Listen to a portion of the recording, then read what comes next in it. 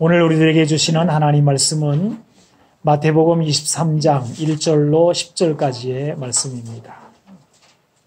이 계시의 말씀을 봉독할 때 우리 다 같이 하나님의 음성을 함께 들으실 수 있기를 바랍니다. 이에 예수께서 무리와 제자들에게 말씀하여 이르시되 서기관들과 바리새인들이 모세의 자리에 앉았으니 그러므로 무엇이든지 그들이 말하는 바는 행하고 지키되 그들이 하는 행위는 본받지 말라. 그들은 말만 하고 행하지 아니하며 또 무거운 짐을 묶어 사람의 어깨에 지우되 자기는 이것을 한 손가락으로도 움직이려 하지 아니하며 그들의 모든 행위를 사람에게 보이고자 하나니 곧 그 경문띠를 넓게 하며 옷수를 길게 하고 잔치의 윗자리와 회당의 높은 자리와 시장에서 문안받는 것과 사람에게 랍비라 칭함받는 것을 좋아하느니라. 그러나 너희는 랍비라 칭함을 받지 말라. 너희 선생은 하나요. 너희는 다 형제니라. 땅에 있는 자를 아버지라 하지 말라. 너희 아버지는 한 분이 있으니 곧 하늘에 계신 이시니라. 또한 지도자라 칭함을 받지 말라. 너희 지도자는 한 분이시니 곧 그리스도시니라. 아멘. 존 스토트 목사님이라는 분이 계시는데요. 지금 이제 자꾸 하셨습니다만은, 대단히 유명한 강해설교로도 유명하고, 또 선교사로도 유명하고, 그런 분입니다. 근데 이분이, 새를 좋아하셔서, 새를 많이 관찰하시고 쓴 책이 하나 있습니다. 새 우리들의 선생님, 이런 책입니다. 여러 가지 내용들이 담겨 있습니다만은, 새가 우리들의 선생님이 될 수 있다, 그런 이야기입니다. 이 세상에는, 선생님이 참 많습니다. 새뿐만이 아니고, 우리, 사람도 우리 선생님들이 많죠. 그리고, 우리 지나가는 사람을 부를 때, 사장님 아니면 선생님 이렇게 부르잖아요. 선생님 소리 안 들어본 사람이 어디 있겠습니까? 이 세상에는 선생님이 차고도 넘치게 됩니다. 그런데 예수님은 오늘 본문의 말씀에서 너희는 랍비라 칭함을 받지 말라. 너희 선생은 하나요. 너희는 다 형제니라. 그러셨어요. 이 랍비라는 말은 선생님이라는 뜻입니다. 여러분, 선생님이 한 분이시다. 선생님이라고 부름을 받지 말아라. 과연 이 세상이 선생이 이렇게 많은데 왜 예수님은 이런 말씀을 하신 것일까? 전문직으로도 선생님이 많고요. 그리고 성경에도 그 직분으로서 이 교사, 선생도 존재합니다. 그런데 왜 예수님은 왜 이렇게 말씀하시는 것일까? 좀 이상한 생각이 듭니다. 그리고 좀 지나친 말씀을 하시는 것이 아닐까 생각도 되어집니다. 우선 본문의 의도를 보게 되면 2절에 이렇게 되어 있습니다. 서기관들과 바리새인들이 모세의 자리에 앉았다 그래요. 이 모세의 자리라는 말은 율법을 가르치는 자리를 말합니다. 이 유대인들에게는 율법이 대단히 중요해서 삶 그 자체라고 해도 과언이 아닐 것입니다. 이 율법을 가르치는 선생, 또 랍비가 사람들에게 얼마나 존경과 우대를 받았는지 당대 기록들이 있습니다. 아키바라고 하는 사람이 아주 유명한 랍비가 되어서 집에 오게 되었는데요. 장인어른과 아내가 그의 발에 존경의 입맞춤을 했다. 이런 기록도 있어요. 그리고 당대에는 교사가 아버지보다 앞에 선다 그럽니다.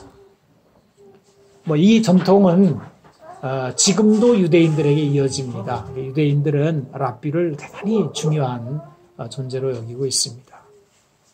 오늘 본문에도 보게 되면 랍비가 잔치의 윗자리, 회당의 높은 자리, 시장에서 문안받는 거, 사람에게 랍비라 칭함받는 거, 이런 것들을 그들이 좋아한다. 뭐 이런 말이 나오는데, 이 랍비를 부를 때도요, 그냥 랍비 이렇게 부르면 안 된다 그래요. 랍비여, 랍비여 두 번을 불러야 된다 그래요. 그러니까 여러분 이런 그 대접을 받고 이런 존경을 받는 부류의 사람들은 사실은 흔하지는 않습니다. 이게 모세의 자리에 앉았다라는 뜻입니다. 서기관들과 바리새인들이 모세의 자리에 앉았으니, 그래 놓고 8절에 예수님은 이렇게 제자들에게 말씀하시는 거예요. 그러나 너희는 랍비라 칭함을 받지 말라 그래요. 이런 문맥을 보게 되면 예수님은 선생이라는 것 자체를 부정한다기보다도 당대의 모세의 자리에 앉은 서기관들과 바리새인들의 잘못된 모습을 지적하고 책망하는 말씀이 오늘 본문의 내용이라고 할 수 있습니다. 이들의 잘못된 행실은 선생이 받는 존경과 대우에만 집착하고 마땅히 선생이 보여야 할 것을 외면한 것에 대한 책망입니다.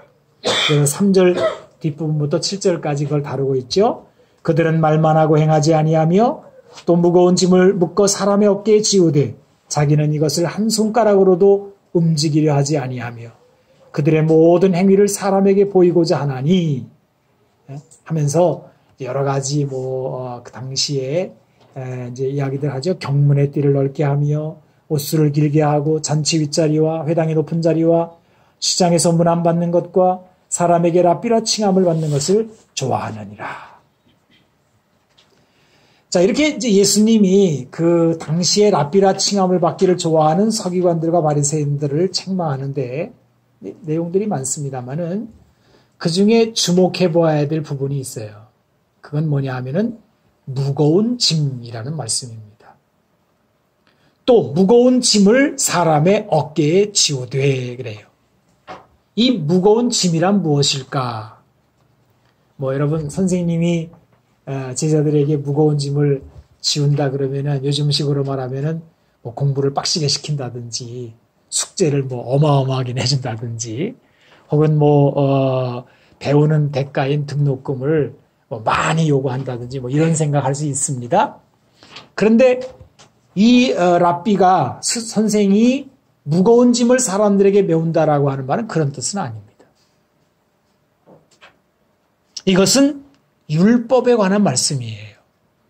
하나님이 그의 백성들에게 주신 하나님의 법, 그의 말씀, 이걸 이제 그 토라라고 하거든요. 율법을 토라라고 그러는데 모세의 율법을 말하는 것입니다. 이 율법을 무거운 짐이 되게 한다 이런 거예요. 그래서 사람들의 인생 어깨에 지웠다는 것입니다. 사람들이 율법을 들으면 마음이 가볍고 감사하고 기쁘고 소망이 생기고 이래야 되는데 말씀을 들을수록 점점 더 무거워지고 힘들어지고 어떻게 살아야 되나? 야단 맞는 것 같고 괴롭고 이렇다는 거예요. 이것은 서기관들과 바리새인들이 선생이라 불리기를 좋아하면서 온갖 세속적인 영광을 챙겨 누리는 것보다 훨씬 좋지 않은 모습입니다. 여기 선생이라 불리기를 좋아하는 서기관들과 바리새인들을 보십시오. 이 사람들은 항상 높은 자리를 선호하잖아요. 이것은 교만하고 거만한 그런 모습입니다.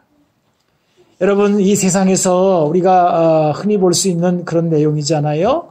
지금도요, 대단한 교수님들, 인기 있는 사람들 내놓으라 하는 이런 선생들을 보게 되면은 그만한 대우를 요구합니다.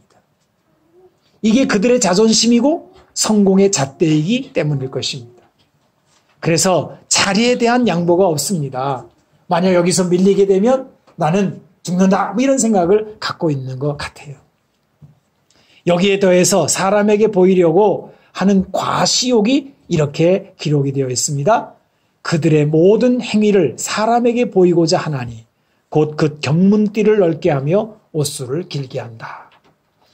여러분, 이스라엘의 이 랍비 선생들은 그들의 신앙생활과 뗄 수가 없는 그런 부분. 요즘에는 뭐 선생 그러면은 그냥 신앙생활에 대한 선생님이 있고, 그 다음에 이제 세상에 뭐 학문을 가르치는 선생님이 따로따로 있지만은 이스라엘의 선생은 이 두 가지가 같이 겹쳐 있는 거예요. 세상의 학문을 가르치는 선생이 아니죠. 하나님의 말씀을 가르치는 사람입니다. 근데 이것은 신앙적인 영역입니다. 그러므로 여기에는 경건이라는 요소가 필연적으로 따르게 되지요. 그런데 이 경건을 하나님이 보시기에 하는 것이 아니라 사람들이 보도록 추구하고 있다는 거예요. 마태복음 6장에 보게 되면 당대의 세 가지 경건에 대해서 나와요. 구제와 기도와 금식입니다. 그런데 마태복음 6장 1절에 예수님이 뭐라고 그러십니까? 사람에게 보이려고 그들 앞에서 너희 의를 행하지 않도록 주의하라. 그리하지 아니하면 하늘에 계신 너희 아버지께 상을 받지 못하느니라. 하면서 6장 2절, 그 다음에 6장 5절, 6장 16절에 이 구제와 기도와 금식에 대해서 당시 바리새인들이 어떻게 사람들 앞에 보이기를 좋아했는지를 경계하는 말씀이 나옵니다. 그러므로 구제할 때 외식하는 자가 사람에게서 영광을 받으려고 회당과 거리에서 하는 것 같이 너희 앞에 나팔을 불지 말라. 진실로 너희에게 이르노니 그들은 자기 상을 이미 받았느니라. 구제에 대한 얘기죠. 또 너희는 기도할 때 외식하는 자와 같이 하지 말라. 그들은 사람에게 보이려고 회당과 큰 거리 어귀에 서서 기도하기를 좋아하느니라. 내가 진실로 너희에게 이르노니 그들은 자기 상을 이미 받았느니라. 금식도 마찬가지입니다. 금식할 때 너희는 외식하는 자들과 같이 슬픈 기색을 보이지 말라. 그들은 금식하는 것을 사람에게 보이려고 얼굴을 흉하게 하느니라. 내가 진실로 너희에게 이르노니 그들은 자기 상을 이미 받았느니라. 자기 상을 이미 받았다는 말이 뭐예요? 사람들이 알아줬다는 거죠. 아유, 저 사람 기도 많이 하네. 아유, 저 사람 착한 일 많이 하네. 금식도 하는구만. 사람들이 그 사람에 대해서 이렇게 칭찬하고 알아주고 하는 거로 끝났다는 거예요. 아주 적절하게 사람들의 이목을 끌물어서 자신들이 취하고자 하는 그런 경건에 대한 인기몰이, 교만과 과시와 인기 이런 것들을 지금 누리고 있는 것입니다. 그래서 이 서기관들과 바리새인들은 굉장히 이 선생으로서 활동들을 하지만은 인간의 추악한 욕망들을 다 드러내고 있는 거예요. 예수님이 이거를 책망하고 있는데 이것만으로도 얼마나 추악합니까? 그런데 이보다 더 나쁜 것이 뭐냐? 바로 무거운 짐을 사람들에게 지우고 있다는 거예요. 이 무거운 짐이란 하나님이 그의 백성들에게 주신 하나님의 법, 그의 말씀, 모세의 율법을 무거운 짐이 되게 하여 사람들의 인생 어깨에 지웠다는 뜻입니다. 여러분, 한번 물어보겠어요. 하나님의 말씀이 무거운 것입니까? 그렇게 생각해 본 적이 있으신가요? 또 어려운 것입니까? 제가 아주 오래전에, 제가 아주 오래전에 다른 교회에 있을 때인데, 교회에 아주 열심히 일하는 권사님이 한 분 계셨어요. 권사님이 한 번은 나한테 오더니 그러더라고요. 목사님, 성경이 너무 어려워요. 그러더라고요. 얼마나 어려워요? 이랬더니, 불경 이런 것보다 더 어려운 것 같아요. 그래서 제가 참 희한한 생각이 들었습니다. 아니, 왜 성경이 어렵다고 할까? 왜 이 권사님은 성경책만 대하면은 졸음이 오고 알기 어렵고 나하고는 관계 없고 뭐 이런 생각이 들까? 그런 얘기 들으니까 어느 유명한 여배우가 했던 말이 생각이 납니다. 그분은 크리스찬이었는데 가정이 뭐 어렵고 뭐 힘들었대. 근데 이제 옆에서 조언하기를 이럴 때는 성경을 읽어라 뭐 그랬나 봐요. 근데 그러더라고요. 성경을 읽으면은 졸음만 온다. 근데 왜 성경을 이렇게 인생에 어려운 일을 만났을 때 왜 성경을 왜 읽으라 그러는지 모르겠다 이거예요. 도대체 누구의 잘못이죠? 왜 이렇게 되었죠? 과연 성경은 너무 어려운 책인가? 하나님의 말씀이 어렵고 무거운 짐이 되어서 우리에게 지워진 것인가? 과연 하나님의 말씀이 무겁고 어려운 것이라면 시편 119편 97절의 말씀이 무엇인가 생각해 봅니다. 여러분 시편 119편 97절 거기 나와 있는데 한번 보세요. 내가 주의 법을 어찌 그리 사랑하는지요. 내가 그것을 종일 작은 소리로 읊조리나이다. 바로 그 다음에 이어서 이런 말이 나오죠. 시편 119편 103절에 주의 말씀의 맛이 어찌 그리 어때요? 쓴지요? 단지요. 내 입에 뭐보다? 꿀보다 더 답니다. 아니 왜 어떤 사람에게는 하나님의 말씀이 그렇게 사랑스럽고 종일 그걸 대하도 더 대하고 싶은 말씀이고 꿀 같은 말씀의 사람이 있는가 하면은 어떤 사람은 말씀만 들으면은 나와 상관이 없는 것 같고 무겁고 괴롭고 이유가 무엇이냐? 바로 선생 때문이라는 거예요. 그런데 예수님께서는 결정적으로 이렇게 말씀하셨죠? 마태복음 11장 28절에서 30절에 아주 유명한 말씀입니다. 수고하고 무거운 짐진 자들아 다 내게로 오라. 내가 너희를 쉬게 하리라. 나는 마음이 온유하고 겸손하니 나의 멍에를 메고 내게 배우라. 그리하면 어떻게 돼요? 너의 마음이 쉼을 얻으리니 이는 내 멍에는 쉽고 내 짐은 가벼움이라 하시니라. 아주 대조적입니다. 당시의 바리새인들과 서기관들이 똑같은 하나님 말씀을 가지고 사람들에게 줄 때는 무거운 멍에가 되었어요. 근데 예수님이 주시는 말씀을 들을 때에는 얼마나 가볍고 얼마나 좋은지 마음의 쉼이 되고 그 말씀이 소망이 되고 능력이 되고 뭐 이렇더라는 거죠. 흔히 예수님이 메워주시는 멍에를 내 멍에는 쉽다 그러니까 이 멍에가 뭐냐 먹고 사는 것과 관계되는 것으로 해석하는 분들이 많아요. 근데 그것은 잘못된 해석입니다. 여기 예수님이 자신의 멍에는 쉽고 가볍다 하는 것은 전적으로 율법의 멍에를 말하는 것입니다. 서기관들과 바리새인들이 무겁게 만들어 신앙생활을 절망스럽게 만들어버린 일들에 대한 반대의 모습입니다. 자, 여러분 여기서 우리가 한번 좀 생각해 볼 게 있어서 여러분들에게 좀 물어보기도 하고 설명 좀 한번 드려보려고 합니다. 사람들이 살아가는데 제일 어려운 게 뭐예요? 무엇 때문에 절망하는 거죠? 뭐 때문에 탄식하는 걸까요? 아마 그것은 상당히 복잡한 양상을 띌 겁니다. 사람마다 다 다를 것이고요. 문제가 굉장히 복잡할 거예요. 그런데 대체로 이렇게 겉으로 드러나 있는, 겉으로 표면적으로 드러나 있는 것은 아무래도 먹고 사는 이런 경제 이런 문제가 이렇게 표면적으로 제일 많이 드러나 있을 것입니다.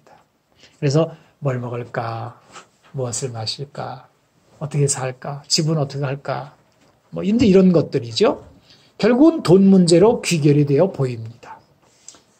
그래서 사람들은 돈만 있으면 다 해결이 된다고 생각을 해요. 근데 이거는 겉으로 드러난 내용입니다. 뭐 그게 중요하지 않다는 건 아니지만은 과연 돈만 있으면 다 해결이 되는 것인가를 조금 깊이 생각해 보면 그렇지만은 않아요.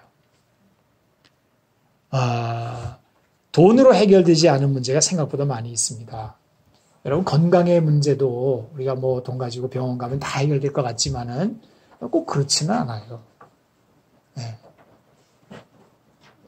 또 자식 키울 때에도요. 좋은 학원 보내고 뭐 줄 거 다 주면 애가 아주 잘 자랄 것 같지만은 천만의 말씀입니다. 정말 어려운 문제가 애 키우는 문제거든요. 또 죄 문제는 뭐 보통 심각한 게 아니죠. 이거는 돈으로 해결될 수 있는 게 아닙니다. 그리고 죄의 값은 사망입니다. 우리가 돈 어쩌고 하지만 아까도 말씀드렸습니다. 저는 그걸 결코 작거나 가볍게 생각하는 사람은 아닙니다. 겉으로 드러난 문제니까요. 하지만은 그것이 전부는 아니라는 거예요. 사람의 문제는 그럼 뭐냐? 의미와 소망의 문제입니다. 사람에게 삶의 의미와 소망이 있다면 삶이 힘들고 어려워도 제법 견뎌내고 헤쳐나갑니다. 여러분, 얼마나 많은 어머니들이 시장에서 조그만 좌판 하나를 벌려놓고 그 모진 인생을 다 살아내었습니까? 이유가 뭐예요? 자식을 키우는 소망이 있었거든요. 천국에 대한 소망이 있었거든요.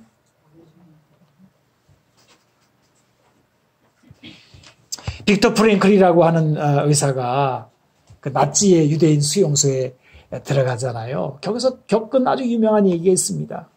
얼마나 절망스럽습니까?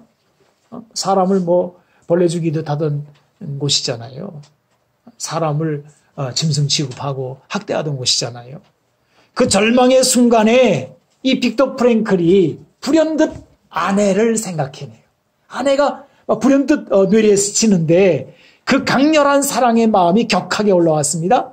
그리고 그것이 그의 수용소의 절망을 견뎌내게 합니다. 모든 것을 다 빼앗긴 상황에서 삶의 의미와 소망이 그의 삶을 긍정하게 만든 것입니다. 그래서 그는 이렇게 말하죠. 수용소에서 결국 누가 살아남았느냐? 바로 삶의 의미를 붙든 사람들이 살아남더라는 거예요.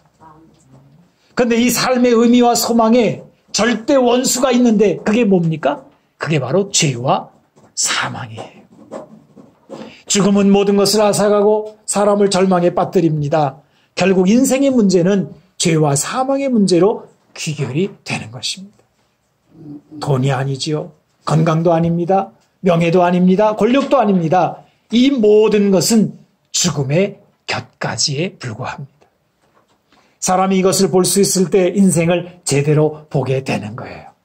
그래서 여러분 바쁘게 지난 한 주간 어떻게 사셨는지 모르겠어요. 대부분 보게 되면 막 직장에서 그냥 허덕허덕하다 그냥 보냅니다. 집에서 애 키우다가 정신없이 살다가 그냥 주일날 오는 거거든요.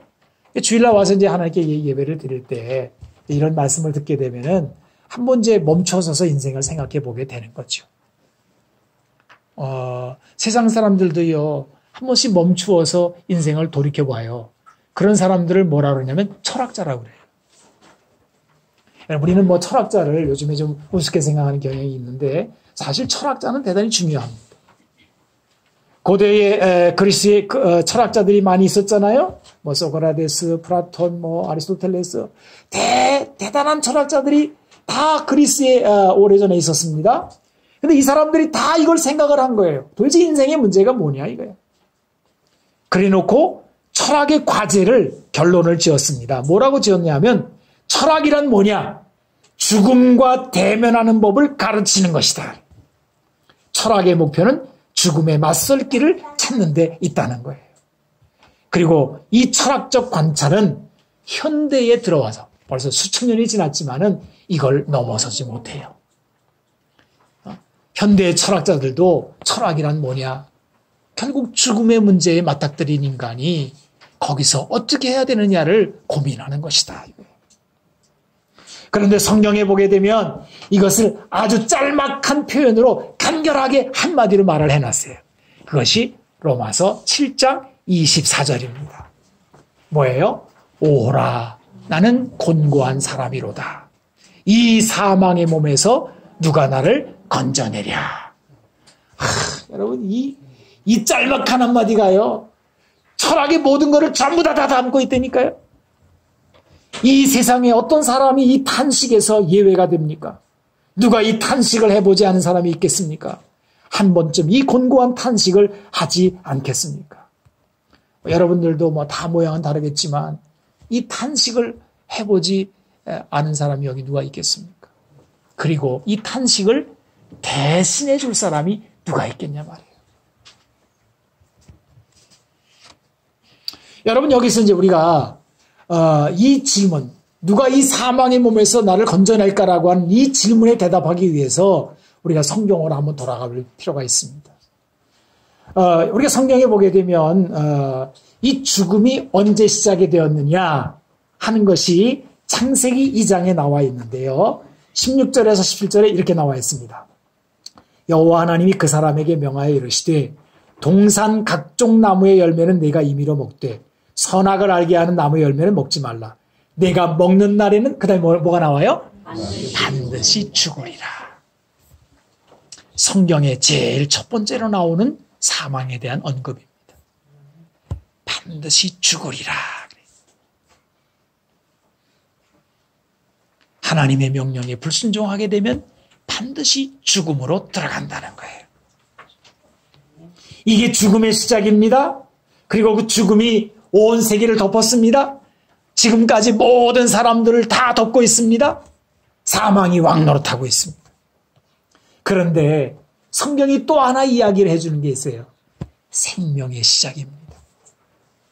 이 생명의 시작에 대해서 저는 신명기를 찾았는데요. 신명기 4장 1절. 여러분 제가 써드린 페이퍼에 나와 있는데 같이 한번 읽어볼까요? 이스라엘아. 시작. 이스라엘아. 이제 내가 너희에게 가르치는 규례와 법도를 듣고 준행하라. 그리하면 너희가 살 것이요 너희 조상의 하나님 여호와께서 너희에게 주시는 땅에 들어가서 그것을 얻게 되리라. 자, 여기서 여러분 보세요. 그리하면 너희가 살 것이라 그래요. 그리하면 반드시 죽으리라 라는 그 하나님의 입에서 동일하게 나온 말씀이 그리하면 너희가 살 것이다 그래요. 그런데 제가 이 신명기 말씀을 4장 1절 읽었잖아요.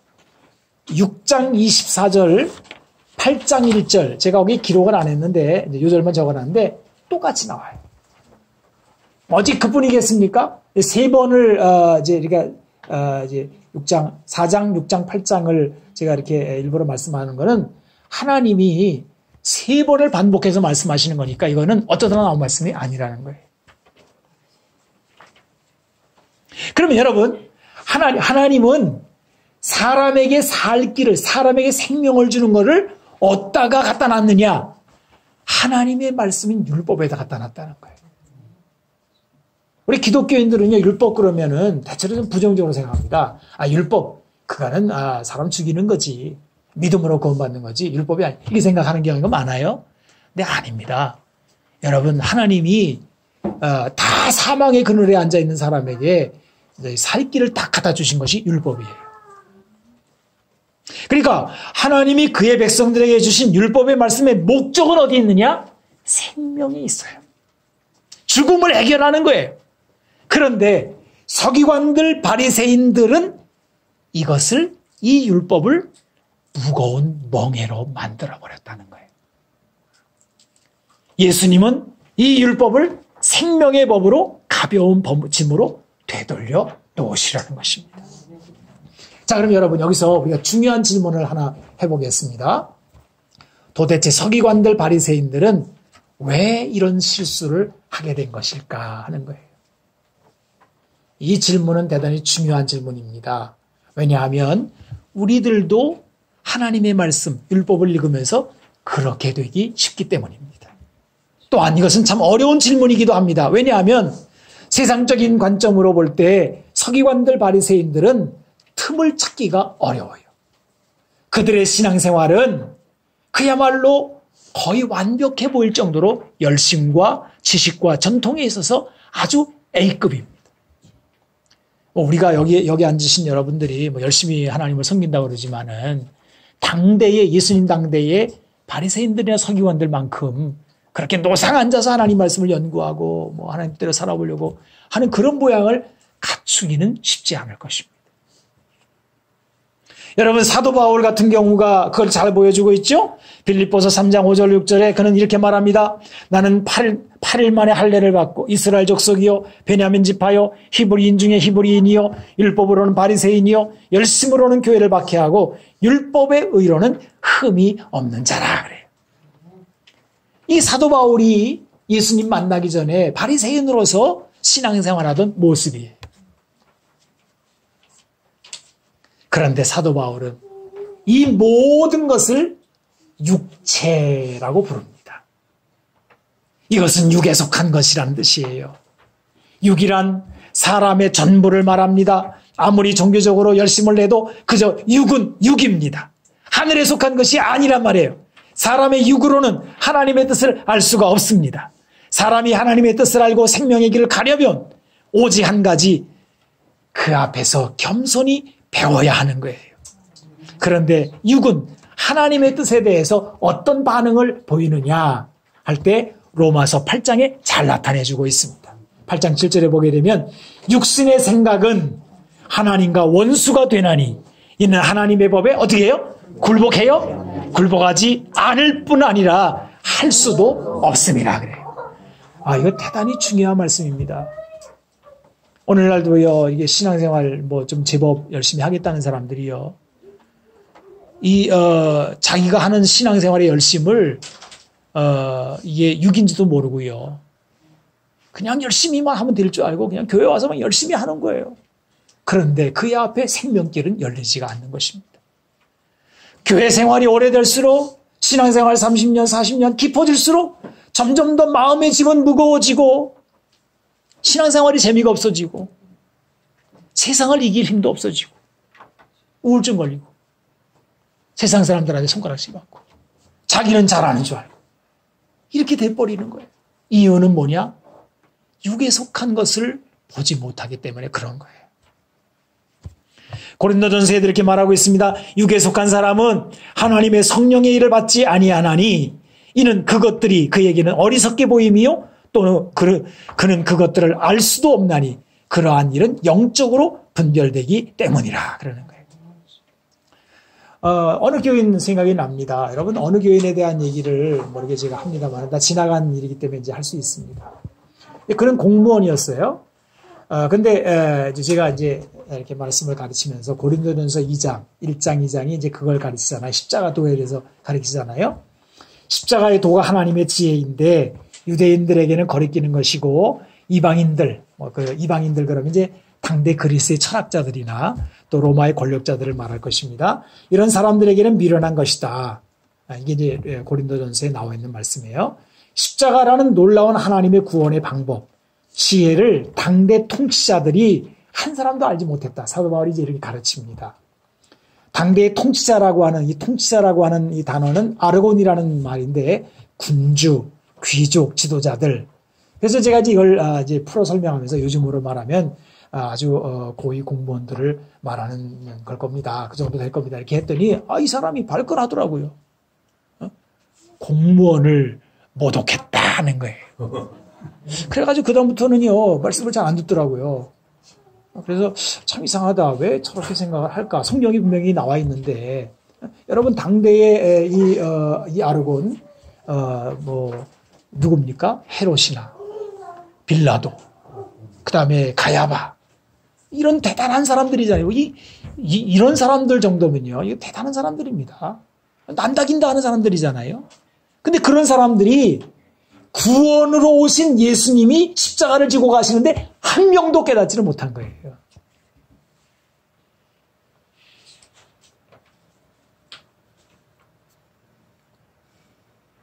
예수님이 십자가를 지는 그 위대한 역사적인 순간에 사람들이 그 앞에서 뭐라 그래요? 고개를 다 저으면서 이건 아니지 그러잖아요. 그리고는 십자가에서 내려와 봐라. 그럼 우리가 믿겠노라 그러잖아요. 이게 육이 생각하는 거예요. 그러면 우리는 안 그러냐 이거예요. 당장에 우리들도 육으로 생각하는 영광을 바라보지요. 영광 속에서 하나님의 뜻을 찾으려고 하거든요. 근데 하나님은 그렇게 만만하신 분이 아니에요. 사람의 생각, 지식, 욕망, 전통, 사람 스스로가 생각해낼 수 있는 그 무엇으로도 하나님의 뜻을 알 수도 없고 하나님의 뜻을 내준다고 해도 손에 쥐어줘도 그 뜻에 굴복하지 않는다는 거예요. 이것이 하나님이 보이시는 생명의 길에 대한 최종 결론입니다. 그래서 서기관들과 바리새인들이 육으로 하나님 말씀을 갖다가 무거운 짐을 만들어서 사람의 어깨에다 지워준 거예요. 그럼 여러분, 이제 그럼 우리는 어떻게 해야 될까? 정말 어떻게 할 방법이 없어요. 완전히 우리는 망해야 돼요. 그냥 하나님의 나라와 하나님의 구원의 도를 깨닫고 그 길로 갈 수 있는 사람은 뭐냐면 나는 할 수 없습니다, 하나님. 나는 아무것도 아닙니다. 나는 어린아이처럼 아무것도 아니라서 그저 보여주셔야만 하고 가르쳐 주셔야만 배울 수 있습니다. 하나님, 나는 아무것도 없습니다. 이렇게 자기 자신을 완전히 내려놔야 돼요. 이거를 이렇게 겸손하게 내려놓고 예수님 앞에 배우려고 한 사람이 있는데 성경에 대표적인 사람이 있어요. 그게 마리아입니다. 마르다 동생 마리아. 마리아가 여자지만 예수님의 제자가 돼서 발 앞에 앉잖아요. 그냥 그대로 듣습니다. 여러분, 여자니까 당대에는 여자가 제자가 된다는 것은 대단히 수치스러운 일이었고 시집도 못 가는 일이었대요. 그래서 마르다가 그래서 부르러 들어왔대요. 저기 뭐 하고 있나 저러고 앉았다가 소문 나면은 지금 시집도 못 갈 텐데 그랬다는 거예요. 뭐 바빠서 도와달라고 그런 게 아니래요. 저기 지주제를 모르고 저기 가서 앉아가지고 지금 뭐 하고 있는 거야? 소문 나면 어떡하려고 그랬다는 거예요. 그런데 마리아는 전적으로 배웁니다. 십자가의 도를 배우는 거예요. 나중에 자기 향유를 깨뜨려 예수님의 머리에 부었잖아요. 이유는 뭐예요? 하나님의 그 계시의 말씀이 그 안에 들어오게 된 거예요. 또 하나의 사람은 어린아이입니다. 여러분, 어린아이가요, 예수님이 이 부분에 대해서 아주 놀라운 말씀을 하신 것이 마태복음 11장 25절에서 30절인데요. 이 말씀은, 이 마태복음 11장 25절에서 30절은요, 대단히 중요한 말씀입니다. 우리 같이 한번 읽어보기를 원해요. 자, 그때 시작. 그때 예수께서 대답하여 이르시되 천지의 주제이신 아버지여, 이것을 슬기롭고 지혜롭고 슬기롭는 자들에게 숨기시고 어린아이들에게는 나타내심을 감사하나이다. 옳소이다. 이렇게 된 것이 아버지의 뜻이니이다. 내 아버지께서 모든 것을 내게 주셨으니 아버지 외에는 아들을 아는 자가 없고 아들과 또 아들의 소원대로 계시를 받는 자 외에는 아버지를 아는 자가 없느니라. 수고하고 무거운 짐진 자들아 다 내게로 오라. 내가 너희를 쉬게 하리라. 나는 마음이 온유하고 겸손하니 나의 멍에를 메고 내게 배우라. 그리하면 너의 마음이 쉼을 얻으리니 이는 내 멍에는 쉽고 내 짐은 가벼움이라 하시니라. 아멘. 이게 내놓으라 하는 그 서기관 바리새인들에게는 하나님의 나라가 주어지지가 않아요. 여러분, 하나님의 나라 그러니까 자꾸 죽어서 가는 나라 생각하시면 안 됩니다. 하나님의 나라는 지금 하나님이 우리에게 오셔서 누리는 하나님의 나라를 말하는 거예요. 여러분, 하나님의 나라만 임하면 되는 겁니다. 아무리 인생이 힘들고 어렵고 뭐 심지어는 순교를 당한다 할지라도요, 하나님의 나라가 임하면요, 그 사람의 삶은 놀라운 축복의 사람이 됩니다. 뭐 가난하고 뭐 병들고 아무 상관없어요. 하나님의 나라가 떠나면요, 아무리 대단한 뭐 위치에 있고 대단한 뭘 갖고 하더라도요, 그 사람만큼 불쌍한 사람은 없는 거예요. 근데 그 하나님의 나라가 누구에게 주어졌느냐? 많이 알고 있고 뭐 내가 뭘 어쩌고 할 수 있는 그 서기관 바리새인들에게는 하나도 안 주어지고 어린아이들에게 나타냄을 감사하나이다. 그 어린아이들은 왜 알게 되었느냐? 사실은 예수님밖에는 모르는 거예요, 이게. 왜냐하면 하나님의 이 나라, 아버지의 뜻이라고 하는 거는 여기 보세요. 아버지 외에는 아들을 아는 자가 없고 아들과 또 아들의 소원대로 계시를 받는 자 외에는 아버지를 아는 자가 없느니라. 여러분, 하나님을 아는 분은 예수님밖에 없어요. 그런데 그 예수님이 그것을 이제 아들을 아는 자, 예수님에게 와서 가르침을, 어린아이처럼 가르침을 받는 자에게 나누어 주신 것이죠. 그러면은 이제 다른 방법은 없어요. 우리가 예수님한테 와서 겸손히 배우려고 어린아이처럼 마음을 낮출 때, 그때 비로소 하나님을 알게 되고 하나님의 나라가 주어지게 된다는 거예요. 그래서 여러분, 하나님의 나라를 어린아이같이 받아들이는 게 대단히 중요합니다. 계시를 받는 자 그랬는데요, 누가복음 18장에 보게 되면 어린아이들이 하나님의 나라를 받아들인다 그러잖아요. 어린아이와 같이 하나님의 나라를 받아들이지 않는 자는 결단코 거기 들어가지 못하리라 그러잖아요. 그러니까 어린아이같이 마음을 낮추고 배우려고 하지 않으면 하나님의 나라가 주어지지가 않게 된다는 거예요. 오늘 본문 8절에서 10절에 보게 되면 너희 선생은 하나다. 너희 아버지는 한 분이시다. 곧 하늘에 계신 분이시다. 너희의 지도자는 한 분, 곧 그리스도다. 이렇게 말을 해요. 그리스도는 예수님을 말하는 것이죠. 아버지는 하나님을 말하는 것입니다. 선생은 성령님을 말하는 것입니다. 그러니까 사실 우리 구원의 도를 가르치고 인생의 생명의 길을 가르쳐줄 수 있는 선생님은 성부, 성자, 성령 삼위일체 되시는 그분 한 분밖에는 없다는 거예요. 그런데 이 세상에 얼마나 많은 사람들이 주제넘게 자기가 뭘 아는 줄 생각하고 그렇게 자기가 뭘 소유한 줄 생각하고 선생의 자리에 올라앉고 막 이런 게 얼마나 많습니까?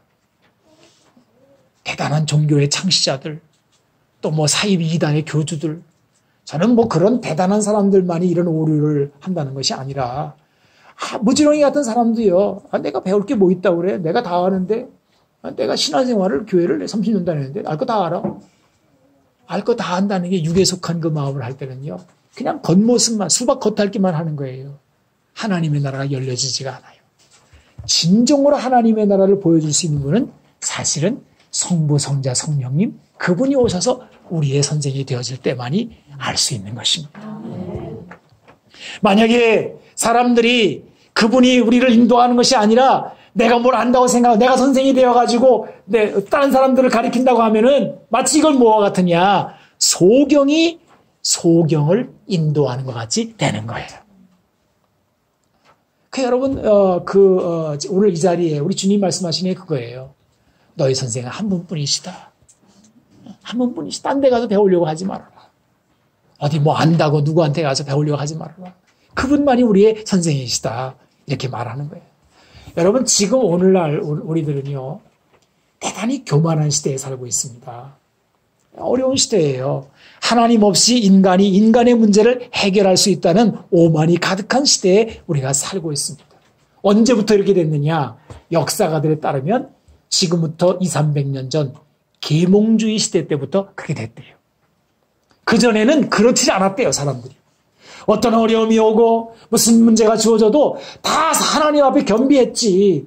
지금 이 시대같이 모든 사람들이 다 교만한, 다 스스로 다 우리가 알아서 인간이 알아서 해결할 거야. 과학이 얼마나 발전했는데 이런 시대는 지금부터 200~300년 전부터 시작됐다는 거예요.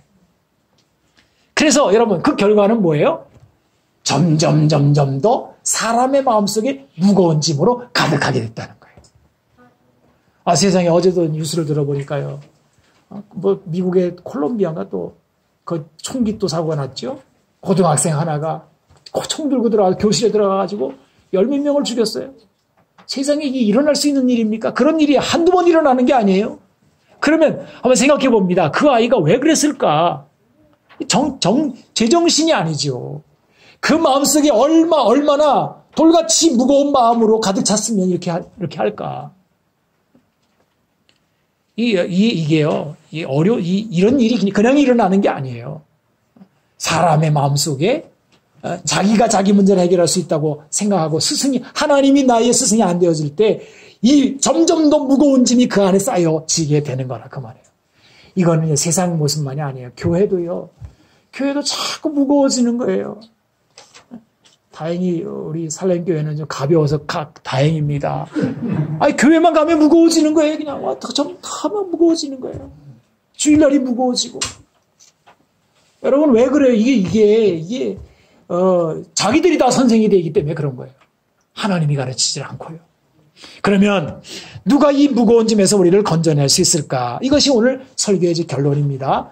여러분 오늘 제가 여러 가지 말씀 많이 들었지만요. 저는 이 말씀을 사실 주고 싶어서 여기까지 끌고 왔습니다. 여기 앉은 우리가 비록 작은 무리의 우리들이지만은 대단히 우리들은 행복한 사람들이에요. 왜냐하면요. 예수님이 우리의 선생님이 되시고 성부, 성자, 성령 그분이 우리를 가르쳐서 생명의 길로 인도하는 걸 알기 때문에 그게 얼마나 감사한지 몰라요. 어느 주제 넘은 사람이 내가 생명의 길을 가르쳐 주리라 할 수도 없어요. 또 그렇게 한다고 되는 것도 아니에요. 그러니까 세상에는 만약에 예수님이 없다면요. 세상은 절망일 수밖에 없는 거예요. 그런데 오늘 성경에 보니까 수고하고 무거운 짐 자들아 내게로 와. 내가 너희에게 지워주는 멍에가 있는데 이건 쉬워. 너희 마음이 가벼워질 거야 하는 그 예수님이 우리들에게 계신다는 거죠. 근데 제가 요한계시록에 보니까 아주 귀한 말씀이 나와 있습니다. 요한계시록 5장 1절로 5절을 보게 되면요. 내가 보매 보좌에 앉으시니의 오른손에 두루마리가 있으니 안팎으로 썼고 7인을 봉하였더라. 또 보매 힘있는 천사가 큰 음성으로 외치기를 누가 그 두루마리를 떼며 그 인을 떼기에 합당하냐 하니 하늘 위에나 땅 위에나 땅 아래에 능히 그 두루마리를 펴거나 보거나 할 자가 없더라. 그 두루마리를 펴거나 보거나 하기에 합당한 자가 보이지 아니하기로 내가 크게 울었더니 장로 중에 한 사람이 내게 말하되 울지 말라. 유다 지파의 사자 다윗의 뿌리가 이겼으니 그 두루마리와 그 7인을 떼으리라 하더라 그랬어요. 여러분 요한계시록은 이제 이게 묵시 문학으로 되어 있기 때문에 표현이 좀 그렇습니다. 인을 뗀다 뭐 이런 표현들이 다 묵시 문학적인 표현입니다. 근데 이 내용은 그런 거예요. 요한이 우리들에게 생명의 길을 보여주고 구원의 길을 보여줄 자를 찾아보니까 아무도 없더라는 거예요. 여러분 이거 관찰하는 게 쉽지가 않습니다. 아무도 없다는 걸 발견하기가 쉬운 게 아니에요. 오늘날 내놓으라 하는 봐라 나한테 오기만 해봐라 내가 다 해결해 줄게 하는 헛된 소망들이 얼마나 많습니까? 돈도 그렇고 명예도 그렇고 권력도 그렇고 사이비 이단들도 그렇고 다 자기한테만 오면 다 해결해 주겠다는 거예요. 그런데 진실로 우리들이 인생의 철학자가 되어서 자세히 들여다보니까 이 죽음의 문제를 해결할 분이 아무도 없는 거예요. 아무도 없다는 것을 아는 것만큼 중요한 게 없어요. 그러니까 우는 거죠. 아무도 없구나. 절망하는 거예요. 여러분 절망하는 사람에게 구원이 열리는 것입니다. 막 절망하고 울고 있으니까 천사가 그러잖아요. 울지 말아라. 한 분이 계신다는 거예요. 누가 계시느냐? 유다 지파의 다윗 사자 다윗의 뿌리가 이겼으니 그래요. 그 7인을 떼시리라 그래요. 이게 누굽니까? 예수님을 말하는 것이거든요. 이런 말하는 거예요. 걱정하지 마. 예수님이 계시잖아. 그러는 거예요. 그러니까 신앙생활 할 때 아무리 신앙생활 해보고 인생을 살아볼수록 구원의 여망이 없구나. 어떻게 해야 되는 거야? 오라 나는 곤고한 사람이야. 이 사망의 몸에서 누가 나를 건져내? 이렇게 말할 때 걱정하지 마. 예수님이 계시잖아. 그분이 우리들의 선생님이셔. 그분만이 선생님이셔. 오직 한 분 그분만이 선생님이야. 이 말씀이 오늘 주님이 하신 말씀이라는 거예요. 그럼 여러분 여기 저도 이제 뭐 여러분을 가르치지만은 제가 이렇게 가르쳐도요. 저는 이제 표지판에 불과한 거예요. 이게 길거리 가게 되면 도로 표지판이 있잖아요. 이리로 가시오. 표지판. 목사는 그냥 가르치는 자에 불과한 거예요. 가끔 가다가 목사가 지나쳐가지고 교주님이 되시는 경우도 있습니다. 이게 참 그런 경우가 흔치가 덜어 있어요. 지가 뭐 된 줄 알고 말이죠. 근데 아니에요. 이 시간에 제가 이렇게 가르쳐도 성령님이 전하는 자와 듣는 자 사이에 이렇게 가르치시고 성령님이 이렇게 일하시고 그러면요. 뭔 얘기인지 알아듣습니다. 알아듣는다니까요. 그래가지고 야, 생명이 여기 있구나. 예수님이 계시는구나. 내가 무거운 짐을 지고 내가 여기까지 왔지만은 감사하다. 가지 먹고 사는 거, 그 다음에 뭐 여러 가지 질병의 문제 괜찮아. 예수님이 우리에게 보여준 생명의 그 말씀이 있기 때문에 괜찮아. 그 안에서 다 해결되는 거야. 여러분 예수님을 안다는 게 얼마나 중요한지 몰라요. 근데 예수님을 안다고 하지만은 다 지가 선생이 돼가지고요. 다 자기보다 예수님보다 지가 먼저 올라가 있는 거예요. 이래라 저래라 그러는 거예요. 베드로한테 예수님이 너희들 나 누구라고 그러니까 예수님이 이제 베드로가 그리스도 당신은 그리스도입니다. 하나님의 아들입니다. 때 야 잘했어. 그리고 나서 바로 하나님의 뜻을 얘기하잖아요. 내가 십자가를 지고 고난을 받고 죽으리라. 근데 베드로가 뭐라 그래요? 그러지 마세요 그러잖아요. 그러지 마세요 그러잖아요. 예수님이 그럽니다. 사탄아 내 뒤로 물러가라. 우리가 하나님의 뜻을 이야기할 때 그러지 마세요 그럴 때 얼마나 많아요? 그러는 신앙생활 할 때가 얼마나 많아요? 그럴 때 예수님이 그럽니다. 네가 선생이냐? 내가 선생이지. 네가 계시를 아는 자냐? 내가 계시를 전달해 주는 자지. 예수님보다 앞서지 마라. 그분이 그분만이 우리를 가르친다라고 성경은 이야기하고 있는 것이에요. 아멘. 그래서 여러분, 여기 모이신 여러분들이 오늘 전하는 주님 말씀 전하는 이 말씀을 이렇게 마음속에 잘 알아들었다면요, 우리는 대단히 행복한 사람들입니다. 이 이상의 복은 없는 거예요. 놀라운 축복. 그분이 우리들의 선생님이라는 거 아는 것만큼 이 소중한 게 없는 거예요. 세상에 누가 나와서 뭐라 그래도 괜찮아요. 그리고 본받을 것도 없어요. 뭐 큰 채 하는 것도 우리가 부러워할 것도 없어요. 왜? 우리들의 선생님은 예수님이라는 걸 알았기 때문에 그런 거예요. 거기에 생명이 있고 거기에 평강의 길이 있고 가벼운 우리 인생을 가볍게 하는, 우리 마음의 짐을 다 내려놓게 하는 구원의 길이 있기 때문이라는 거예요. 기도하겠습니다. 하나님 아버지, 감사합니다. 우리들의 선생님은 오직 예수님밖에 없음을, 삼위일체 되시는 하나님밖에 없음을 오늘 들었습니다. 그리고 그분 안에서 우리 인생의 짐이 가벼워지며 기뻐하며 감사하며 오늘도 당당하게 인생을 긍정하고 갈 수 있게 된 것을 감사합니다.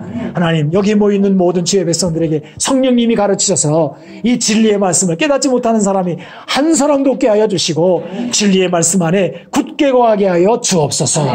예수님의 이름으로 기도하옵나이다. 아멘.